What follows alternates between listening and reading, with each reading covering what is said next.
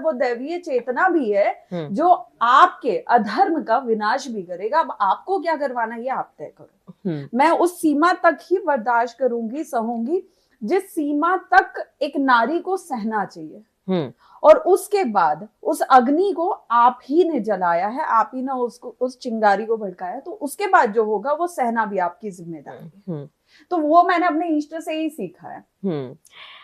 हर्षा, एक बहुत ही मतलब ये मुझे लगता है कि हर इंसान का ऐसा जीवन होता है जो बड़े आपको मजबूत लोग नजर आते हैं ना, उनकी किवाड़े जब खोलोगे तो अंदर एक वो छोटा बच्चा होता है जो कहता है कि अब और कुछ कहा तो छोड़ूंगा नहीं।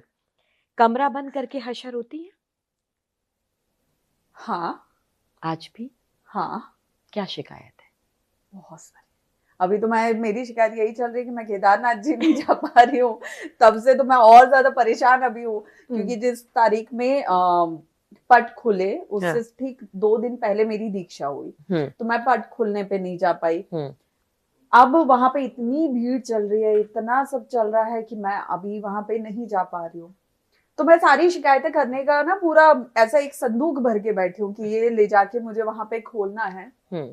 आज भी मैं रोती हूँ, क्योंकि आज भी मैं अपमान की घूंट पी रही हूँ, आज भी मैं बहुत कुछ सुन रही हूँ, सह रही हूँ, आज भी मैं राजनीति का शिकार हो रही हूँ। और आज आपको पता है, जब मैं कमरे में अकेले बैठती हूँ आंख बंद करके, तो मेरे चारों ओर मुझे भेड़िए नजर आते हैं। वो भेड़िए जो अलग अलग विचार करके, अलग अलग प्लान करके मुझे अलग अलग तरीके से नोचने का सोच रहे हैं।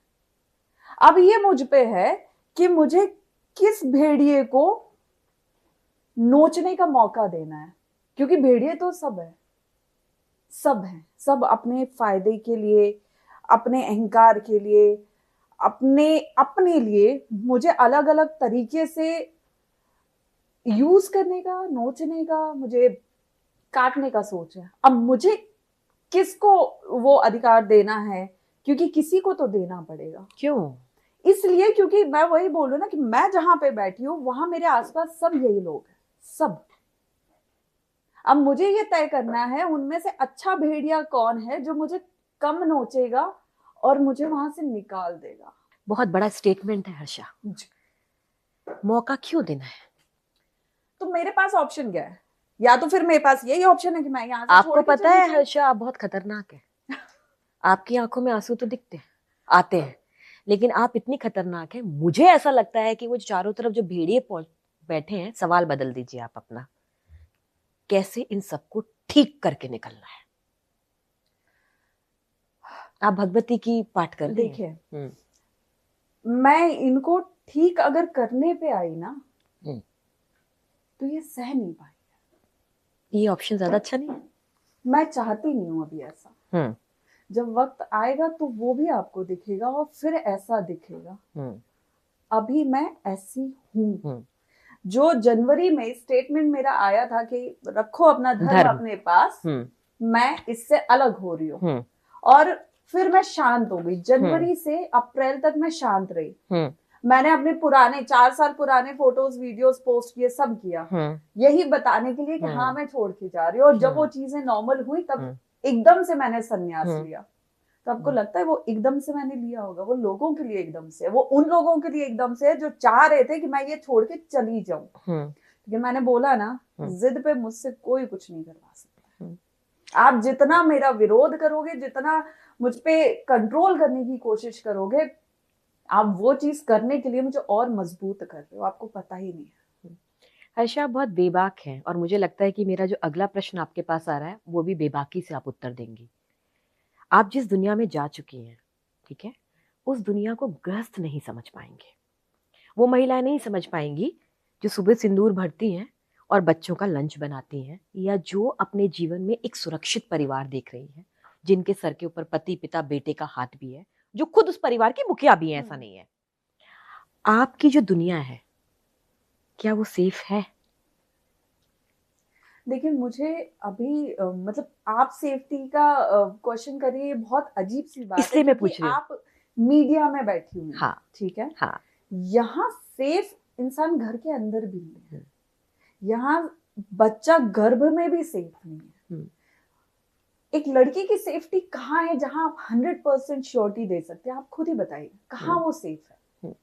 वो मंदिर में सेफ है, वो मस्जिद में सेफ है, वो चर्च में सेफ है, कहाँ सेफ है? वो माँ के गर्भ में सेफ है? नहीं है। वहां भी पता चलता है कुछ लोगों को कि बेटी आने वाली है, तो वहां भी उसकी हत्या करने का सोचने लगते हैं। बेटी घर में बड़ी हो रही है तो कभी किसी के दादाजी रेप कर रहे हैं, किसी के चाचा रेप कर रहे हैं, कोई कर रहा है। बेटी बड़ी हो रही है, स्कूल के लिए जा रही है तो बस में रेप हो रहा है, स्कूल बस में रेप हो रहा है, स्कूल में रेप हो रहा है।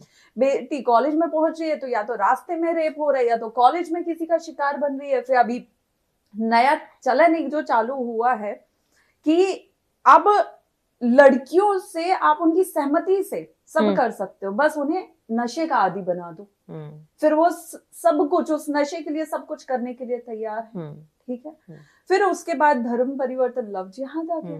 फिर आपने जैसे तैसे उस बेटी की शादी की, अब या तो दहेज के नाम पे उसे मारा जा रहा है जो हम आए दिन देख रहे हैं, या तो फिर किसी एक रिश्तेदार की उस पर गलत नजर आ जाती है।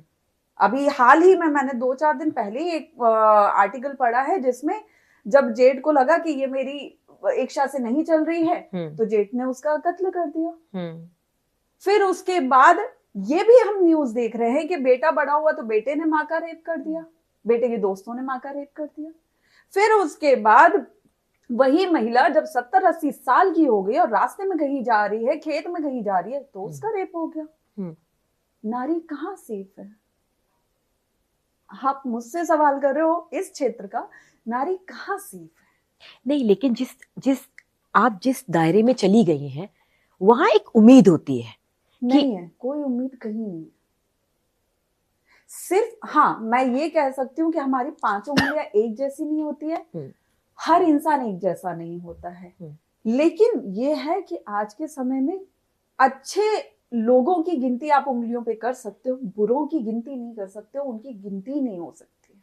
वो इतने हो गए। यहाँ आके भी आपका दिल टूटा है हर्षा?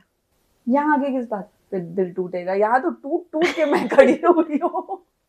यहाँ तो इतना तोड़ दिया, इतना देखिए, मुझे ऐसा लगता है कि जब आरोप लगे तो उन लोगों ने सीमाएं, मर्यादाएं सब तोड़ दी। आपने अपने गुरु के आगे बैठ करके अपनी शिकायत की कि ऐसा क्यों हो रहा है?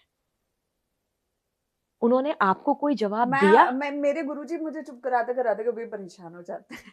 हाँ, मतलब आपका क्योंकि आपका नेचर विरोध करने वाला है कि मैं नहीं सहन करूंगी। हाँ। और एक देखिए, परमपिता जो आपके हाथ में दादी ने बचपन में रख दिए, वो सबके परमपिता, लेकिन गुरु भी उस उपाधि में होता है जो उस परमपिता से आपको जोड़ता है। क्या आपने गुरु को कहा कि आप तो सब कुछ देख सकते हैं, आपने तो इतनी चीजों में, आध्यात्म में आगे ख्याति प्राप्त की है, ये सब क्यों हो रहा है मेरे साथ? सवाल किया? मेरे जो अभी गुरुजी हैं जिनसे मैंने संन्यास दीक्षा लिया, उनसे मैं सच बताऊं, मेरा गुरु शिष्य वाला भी रिश्ता है, लेकिन एक पिता बेटी वाला रिश्ता भी है। जिस तरह मैं अपने पापा से जिद कर जाती हूँ, सवाल करती हूँ, बातें करती हूँ, मैं वैसी गुरुजी से करती हूँ, और वो वैसी हंसते हंसते उसका जवाब भी देते हैं, मुझे समझाते भी हैं। जब मैं रोती हूँ, कभी ऐसा होता है मैं फोन पे उनसे बात कर रही हूँ और मैं रो रही हूँ और वो एकदम से पूछ लेते, तुम रो रही हो क्या हुआ, क्यों परेशान हो? और मेरा गला भरा हुआ है, मैं बता नहीं पा रही हूँ। फिर मैं आश्रम में जाऊंगी, फिर वो बिठाएंगे, उस दिन क्या हुआ था, क्या किस वजह से रो रही थी, फिर मैं उन्हें पूछूंगी कहाँ पड़ी हो तुम इन चक्रों में? इनके पास कोई काम नहीं। ये जो विरोध कर रहे हैं ना, इनकी खुद की कोई पहचान नहीं, इनका खुद का कोई अस्तित्व नहीं है। अगर ये किसी अच्छे पद पे होते, कोई मान सम्मान इन्हें मिला होता ना, तो ये किसी का इस तरह अपमान नहीं कर रहे होते। ये वही लोग करेंगे जिन्हें सम्मान का अर्थ नहीं पता है। तो वो मुझे इन सब में नहीं पढ़ने को बोलते हैं, लेकिन अभी मैं उनके सामने तो मैं तो बहुत छोटी हूँ ना, तो मैं तो अभी वो चंचल स्वभाव वाली उनकी बेटी हूँ। तो मुझे अभी बुरा लगता है, वो मुझे अभी समझाते हैं और फिर मैं शांत हो जाती हूँ। लेकिन हाँ, मैं गलत ना करती हूँ, और जब जो इंसान जो करता नहीं है ना, वो सह भी नहीं पाता है ज्यादा समय तक, तो ये मेरा नेचर है।